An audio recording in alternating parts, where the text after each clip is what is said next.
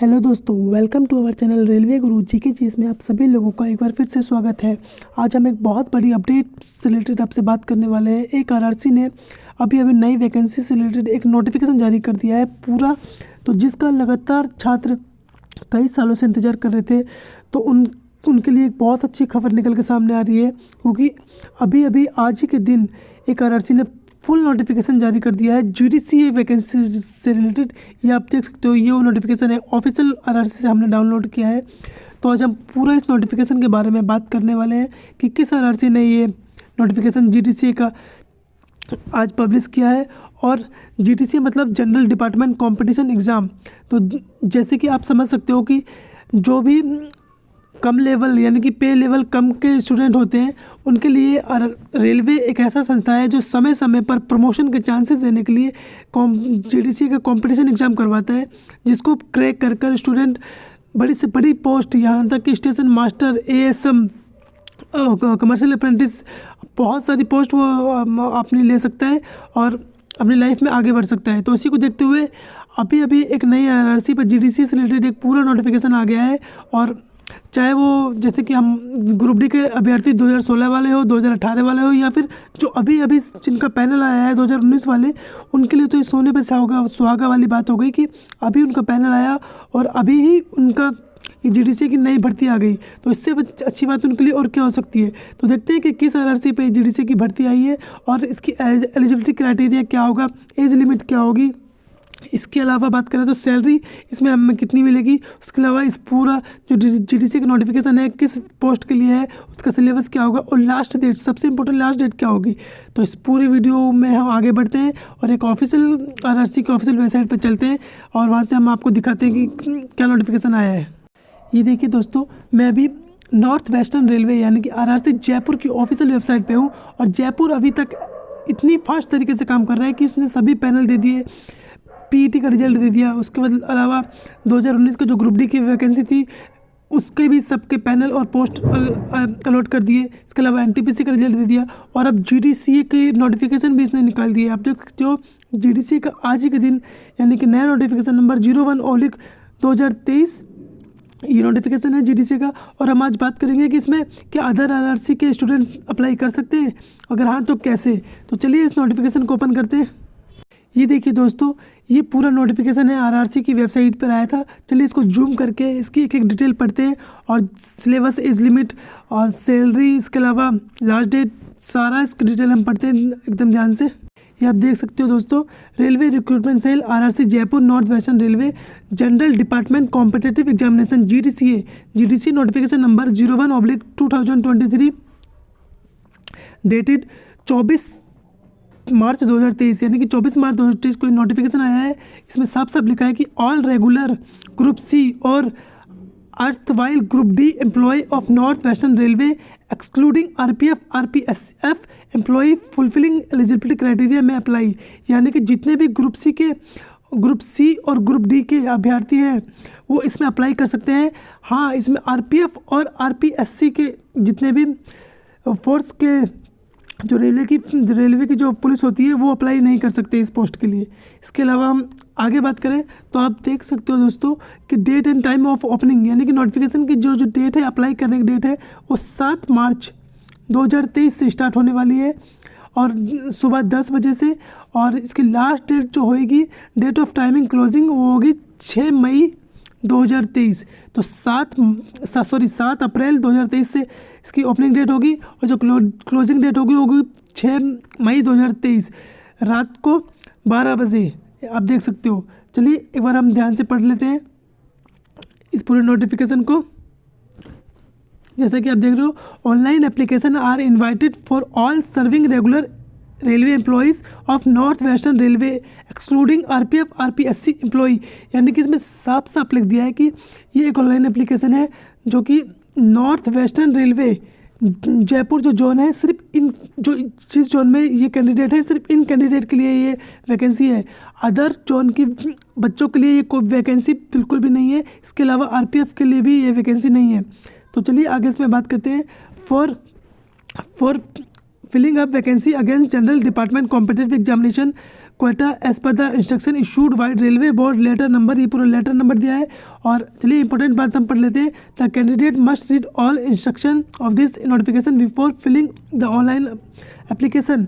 तो अब ये पूरा एक टेबल बना के दिया है कितनी वैकेंसी लिए है और किस पोस्ट के लिए है। सबसे बड़ी पोस्ट हम पहले देखते हैं किस पोस्ट के लिए है।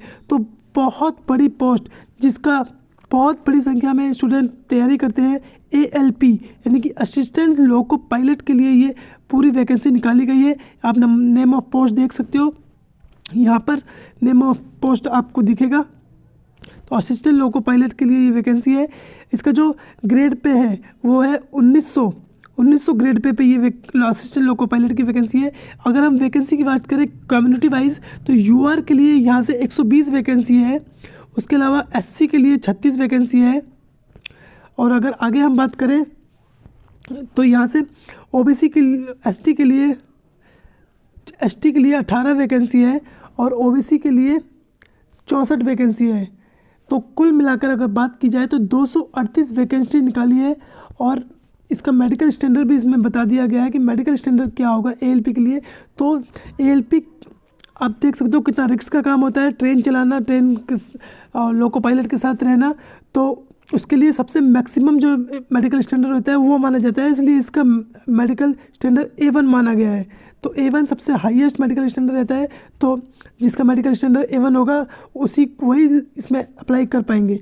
और चलिए इसका हम आगे हम बात करें तो मिनिमम एजुकेशन क्वालिफिकेशन देख लेते हैं। तो 10th पास मांगा है। उसके अलावा अगर आपने ITI की है और एक्ट अप्रेंटिस की है रेलवे से तो आप अप्लाई कर सकते हो। और अगर देखें कि एक्ट अप्रेंटिस हमने किस किस फील्ड में की हो, जैसे फिटर में की हो, उसके अलावा इलेक्ट्रीशियन में की हो, इंस्ट्रूमेंट मैकेनिक में की हो, मेल राइट मेंटेनेंस मशीन में की हो, मैकेनिक रेडियो एंड TV में की हो, इलेक्ट्रॉनिक मैकेनिज्म में की हो, मैकेनिक मोटर व्हीकल में की हो, वायरमैन में की हो, ट्रैक्टर मशीन में की हो, आर्मेचर एंड कॉइल वेंडर में की हो, machine diesel and heat engine में की हो। तो ये पूरा नोटिफिकेशन में डिस्क्रिप्शन में मेरा टेलीग्राम लिंक है, मैं उसमें आपको दे दूंगा। तो आप जाके वहाँ से डाउनलोड कर लेना पूरा नोटिफिकेशन और आप देख लेना अपना एजुकेशन क्वालिफिकेशन। तो ये कुछ मुख्य बातें थी इसकी। इसके अलावा अगर आपने IIT और एक्ट अप्रेंटिस नहीं किया है तो आप डिप्लोमा भी अगर आपका है मैकेनिकल और इलेक्ट्रिकल या फिर इलेक्ट्रॉनिक्स ऑटोमोबाइल इंजीनियरिंग में तो वो भी आपका चलेगा। चलिए आगे इंपॉर्टेंट प्रोडक्ट पे बात करते हैं। ये जैसे कि आप देख सकते हो eligibility criteria, minimum education qualification जो है इसकी वो यहाँ पे लिखी हुई है इस टेबल में। तो आप यहाँ से पढ़ लेना, मैं डिस्क्रिप्शन में ये पूरा PDF आपको दे दूँगा। एज लिमिट, सबसे महत्वपूर्ण बात एज लिमिट। तो आप देखोगे कि जो UR के कैंडिडेट हैं उनकी एज लिमिट 42 साल है मैक्सिमम। उसके अलावा OBC के लिए 45 साल है और SC ST के लिए 47 यानी कि 47 साल है। तो UR के लिए 42, OBC के लिए 45, SC ST के लिए 47 साल इसकी एज लिमिट रखी गई है। एप्लीकेशन फ़ीस देखते हैं कि कितनी लगेगी। तो एप्लीकेशन फ़ीस 0 है, कोई आपकी एप्लीकेशन फ़ीस नहीं लगेगी। तो बड़ी संख्या में जो भी कैंडिडेट हैं ग्रुप D के वो इसमें अप्लाई कर सकते हैं। जनरल इंस्ट्रक्शन में अगर हम पढ़ें तो ओनली सर्विंग रेगुलर एम्प्लॉई यानी कि जो रेगुलर जिनकी सरकारी नौकरी है वो इसमें अप्लाई कर पाएंगे रेलवे के और नॉर्थ वेस्टर्न रेलवे, और सिर्फ नॉर्थ वेस्टर्न रेलवे के, किसी और RRC के नहीं। जैसे NR के अप्लाई नहीं कर पाएंगे, CR यानी कि सेंट्रल रेलवे के अप्लाई नहीं कर पाएंगे, SR यानी कि सदर्न रेलवे चेन्नई के अप्लाई नहीं कर पाएंगे, कोई अदर RRC इसमें अप्लाई नहीं कर पाएंगे। सिर्फ नॉर्थ वेस्टर्न रेलवे के ही बच्चे इसमें अप्लाई कर पाएंगे। और अगर बात करें इसके अलावा कौन अप्लाई कर पाएगा नॉर्थ वेस्टर्न रेलवे में से भी, तो जिनका ग्रेड पे लेवल ALP से कम है वो अप्लाई कर पाएंगे, या फिर जिनका ग्रेड पे लेवल ALP के बराबर है वो भी अप्लाई कर पाएंगे। Non safety to safety category post as well as safety to safety category post, यानी कि अगर आपका ग्रेड पे लेवल बराबर है और आप सेफ्टी कैटेगरी में नहीं, आपकी जॉब नहीं है, तो आप सेफ्टी कैटेगरी के थ्रू इसमें अप्लाई कर पाएंगे, या फिर आप सेफ्टी से सेफ्टी में भी चेंज हो सकते हो। और जैसे कि ऊपर मैंने आपको बता ही दिया है क्लोजिंग डेट इसकी 6 मई है, तो इसका भी आप ध्यान रखना।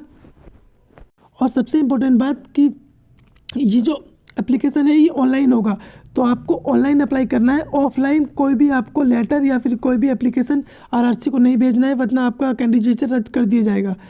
तो इसमें साफ साफ ये इंस्ट्रक्शन दे दिए गए हैं। मेडिकल फिटनेस के बारे में मैंने आपको बता दिया गया कि असिस्टेंट लोको पायलट के लिए सबसे हाईयर मेडिकल स्टैंडर्ड चाहिए रहता है। और इसका अगर पैटर्न देखें, प्रोसेस देखें रिक्रूटमेंट प्रोसेस का, तो आपका CBT एग्ज़ाम होगा या तो सिंगल फेज़ में होगा या डबल फेज़ में करवाएंगे आपसे। उसके बाद आपका साइको टेस्ट होगा। साइको टेस्ट अगर आप पास कर लेते हैं तो आपका डॉक्यूमेंट वेरिफिकेशन और फिर मेडिकल एग्जामिनेशन होगा, और अगर आप मेरिट को क्लियर कर लेते हैं तो फिर आपकी जॉब लग जाएगी।